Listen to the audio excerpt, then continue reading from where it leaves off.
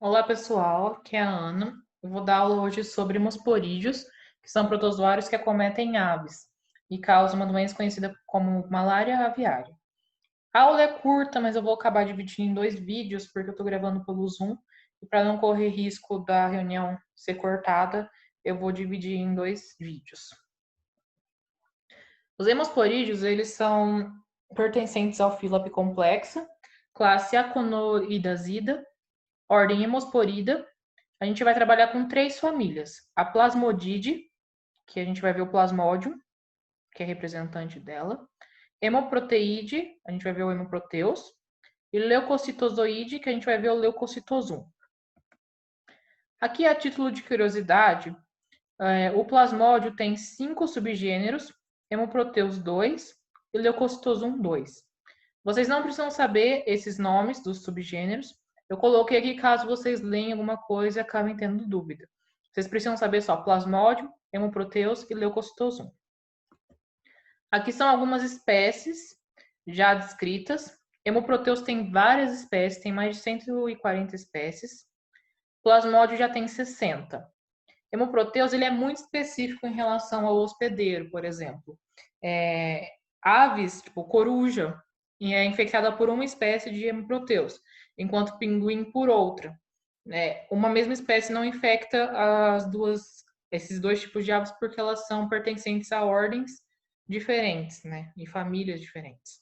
Já Plasmódio não. Plasmódio não é tão específico como o Hemoproteus.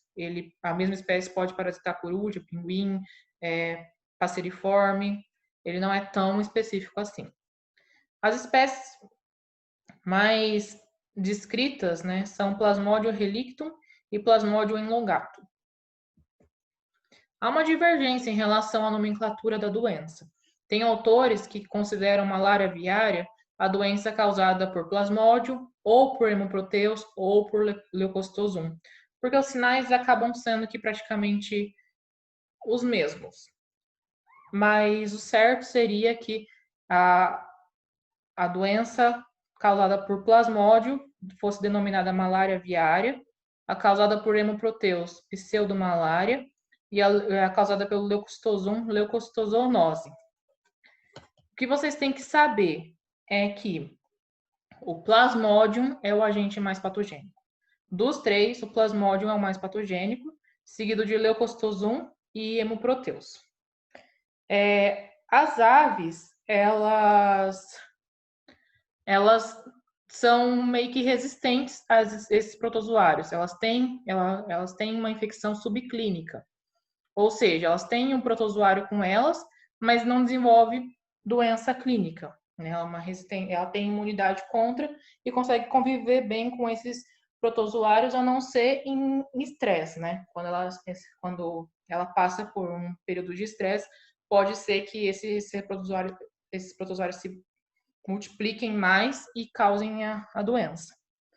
Porém, há duas aves que são suscetíveis, que se forem infectadas, podem ter estomatologia muito grave e irem até a óbito. Essas duas aves são os pinguins e os honeycreeps. Esses honeycreeps, eles são encontrados no Havaí e os pinguins na Antártida. Lá na Antártida nunca houve descrição de hemosporídeo.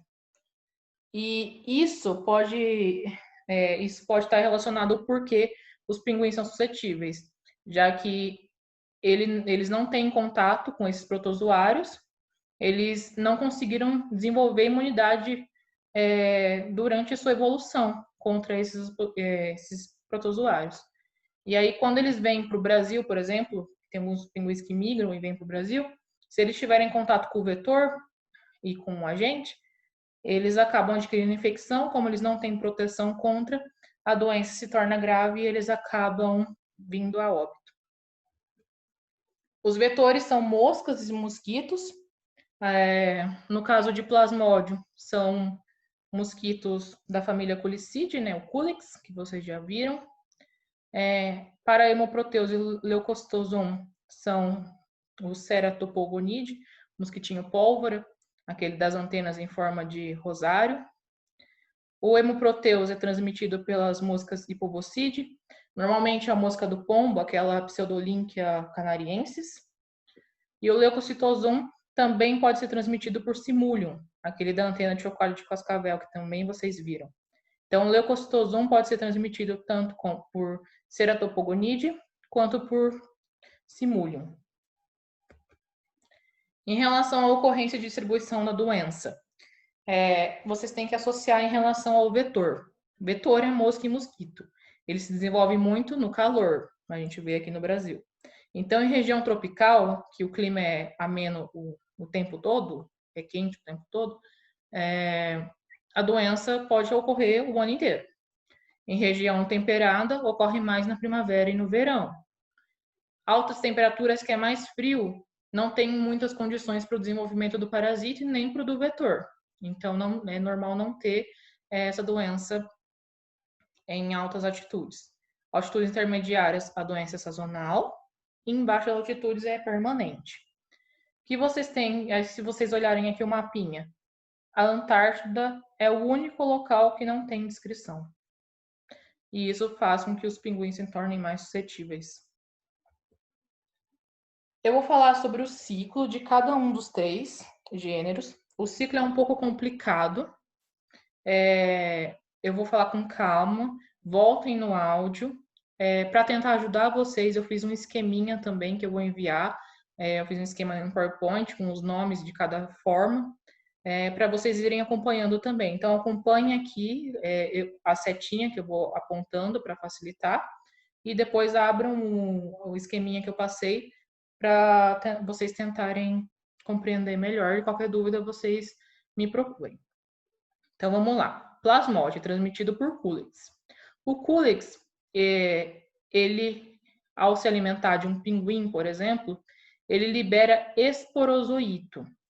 Esse esporozoito, ele infecta células endoteliais ou células mononucleares fagocitárias de tecidos, como baço e pele. Quando ele infecta essas células, ele se torna criptozoito. Esse criptozoito, ele faz reprodução assexuada e rompe a célula e libera merozoito. Então, criptozoito, reprodução assexuada, libera merozoito. Esse merozoito, ele pode infectar outra célula endotelial ou outra célula mononuclear, e ele se torna metacriptozoito. Esse metacriptozoito faz reprodução assexuada também e se torna, rompe a célula e libera merozoito. Então, aqui a gente tem 2 fases: merogonia, exoeritrocítica primária, e a secundária. Merogonia por quê? Houve liberação de merozoito. Exoeritrocítica por quê? Está ocorrendo em célula endotelial ou célula mononuclear de tecido, não em eritrócito. Primária e secundária porque são 2. Então, a primária, o criptozoito vira merozoito. A secundária, o metacriptozoito vira merozoito. Certo? Então, quando acaba essa merogonia exoeritrocítica secundária e a liberação desses merozoítos, esses merozoítos na circulação sanguínea têm 4 destinos que ele pode tomar. O primeiro, ou ele volta infectando células endoteliais, acompanhe na setinha, e repete essa merogonia exoeritrocítica secundária, ou ele vai infectar hemácia, eritrócito, vai se tornar trofozoito. Esse trofozoito vai fazer reprodução assexuada, vai formar meronte eritrocítico. Esse meronte vai romper a célula e vai liberar merozoítos. Isso é chamado de merogonia eritrocítica. Apenas plasmódio faz merogonia eritrocítica. Prestem muito bem atenção nisso, apenas plasmódio. É o único gênero que o merozoíto pode infectar uma hemácia, se tornar meronte e liberar merozoíto. Um outro caminho é o merozoíto infecta células endoteliais, outras células endoteliais ou mononucleares de tecidos, e se torna fanerozoíto. Esse fanerozoíto, ele fica por tempo prolongado na célula e pode, até que ele rompe essa célula e libera merozoíto também. Então, isso é chamado de merogonia exoeritrocítica terciária. Então, esse merozoíto pode infectar outras células endoteliais e aí vai virar fanerozoíto. Esse fanerozoíto rompe e libera merozoíto de novo. Merogonia, porque estou liberando merozoíto. Exoeritrocítica, porque já não tá mais, não acontece em eritrócito. E terciária, porque eu já tive a primária aqui em cima, a secundária, essa é a terciária. Certo? E o último possível destino do meu merozoíto é ele infectar eritrócito, novamente, outros eritrócitos, se tornar trofozoíto, mas ao invés de fazer merogonia, ele faz gametogonia, ou seja, ele dá origem a micro e macro gametócitos. Aí o meu vetor, meu mosquito, ele se alimenta dessa ave infectada e acaba ingerindo esses gametócitos. No mosquito, esses gametócitos se transformam em micro e macro gameta. Esse micro e macro gameta, eles se fecundam, ou seja, é no mosquito, é no vetor que ocorre reprodução sexuada. Nas aves é apenas assexuada. Então, esses gametas se fecundam e se tornam um zigoto que vão virar um oocisto móvel. Esse oocisto móvel penetra na lâmina basal do intestino do mosquito, se incista e se torna oocisto. Esse oocisto, ele faz esporogonia, se rompe e vários esporozoítos são liberados na hemolinfa do mosquito, e aí eles vão até a glândula salivar, e no próximo alimentação desse mosquito, ele vai e inocula o esporozoíto na próxima ave, certo? Então, esse é o ciclo do Plasmodium. Aqui do ladinho tem sinônimos para a mesma coisa. Metacriptosporídeo pode ser chamado de meronte ou esquizonte tecidual. O meronte eritrocítico pode ser chamado de esquizonte eritrocitário. E o fanerozoíto pode ser chamado de meronte ou esquizonte tecidual. Então, se vocês lerem e tiverem esses outros nomes, é a mesma coisa. Agora vamos para o ciclo do hemoproteus. É praticamente igual ao do plasmódio, com algumas modificações, e são essas modificações que vocês precisam saber. Então, vamos lá. O vetor é uma mosca, né, hipobocide, ela também vai inocular esporozoíto, vai ter também a formação de meronte exoeritrocítico, e vai liberar merozoíto, mas esses merozoítos, como eu disse lá no plasmódio, não vai ter essa fase de merogonia eritrocítica, ele não vai infectar eritrócitos. Ele vai infectar somente células endoteliais. E aí ele tem dois caminhos. Ou ele infecta células endoteliais e se torna megalomeronte. Eu não falei de megalomeronte em plasmódio, eu só falei em hemoproteus. Megalomeronte nada mais é do que um meronte grande, mega. E se eu tenho um meronte grande é porque eu vou ter muita produção de merozoíto, eu vou liberar muito merozoíto, que vai infectar um eritrócito, se tornar trofozoíto e virar gametócito.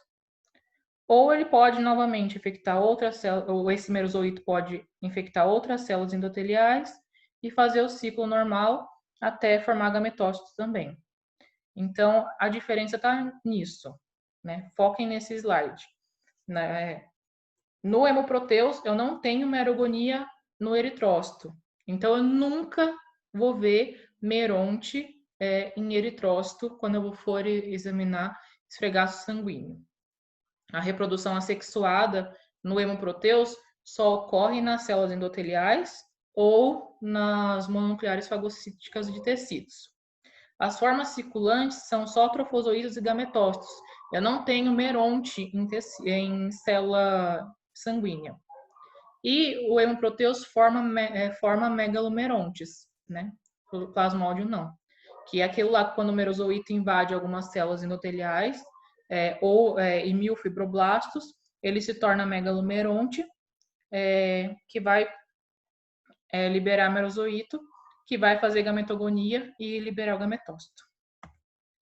Já em relação ao ciclo do leucocitosum, ele é mais diferentão e aí eu vou explicar de novo do começo.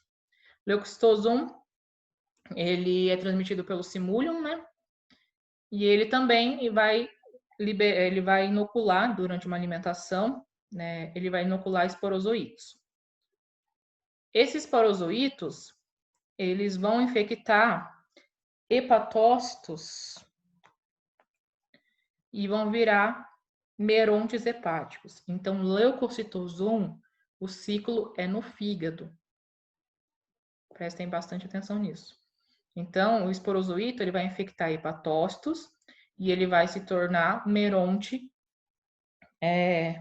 hepático. Esses merontes eles vão se reproduzir assexuadamente e vão liberar sincícios e merozoítos. Não tem sincício nos outros dois gêneros. O que é um sincício? Um sincício é uma forma que tem vários núcleos, enquanto o merozoíto tem apenas um núcleo só. É o que diferencia. Esse sincício, esse sincício ele vai infectar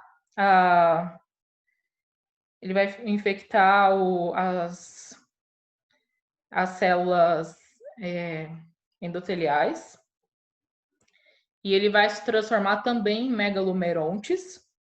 Então, leucocitosum tem megalomerontes também. E aí vai ocorrer reprodução assexuada e vai liberar merozoítos. Esses merozoítos, eles vão infectar leucócitos, prestem atenção nisso. Eles vão infectar leucócitos e vão fazer gametogonia e formar micro e macrogametócito, certo? Então, de novo, eu tenho um esporozoíto que vai infectar um hepatócito e vai virar um meronte hepático. Esse meronte, ele vai fazer reprodução assexuada e vai liberar sincícios e merozoítos. Os sincícios vão penetrar a célula endotelial, a parede endotelial, e vai virar megalomeronte. Esses megalomerontes, né, vai se romper, né, a célula e vai liberar merozoítos. Esses merozoítos vão infectar leucócitos, células brancas, vão fazer gametogonia e vai formar micro e macro gametócito, certo? E os outros merozoítos que foram liberados lá em cima, na merogonia primária? Eles vão infectar eritrócitos e vão fazer gametogonia e vai formar também micro e macro gametócitos. Então, aqui no leucocitosum, eu tenho infecção de eritrócitos e de leucócitos, por isso leucocitosum, certo? E aqui é um resuminho, né? Merogonia e hepatócitos, apenas leucocitosum faz. Merogonia em células do sistema sanguíneo, né? Que são os eritrócitos. Apenas Plasmodium faz aquela merogonia eritrocítica. Merontes em capilares cerebrais. Apenas Plasmodium tem isso. Apenas o Plasmodium consegue causar sintomatologia neurológica nos animais, porque eles conseguem invadir capilares cerebrais. Megalomeronte, prestem atenção. Quem tem megalomeronte? Hemoproteus e leucocitosum, certo? E aqui vocês também precisam saber, é muito importante, quem é o hospedeiro intermediário. Se vocês lembrarem antigamente, nas primeiras aulas de definição, hospedeiro intermediário é onde ocorre reprodução assexuada do protozoário, do agente. No caso, onde tem reprodução assexuada? Nas aves. E hospedeiro definitivo é onde ocorre reprodução sexuada. Aonde tem reprodução sexuada? Na mosca e no mosquito, nos insetos vetores. As formas infectantes, como uma ave se infecta? Se um mosquito ou uma mosca for lá e inocular esporozoítos nela, na corrente sanguínea dela. como o mosquito e a mosca se infecta, se ele se alimentar de uma ave e ingerir gametócitos, né, no sangue desse animal, certo? Eu vou parar o vídeo e começar um novo para não correr o risco de perder a gravação.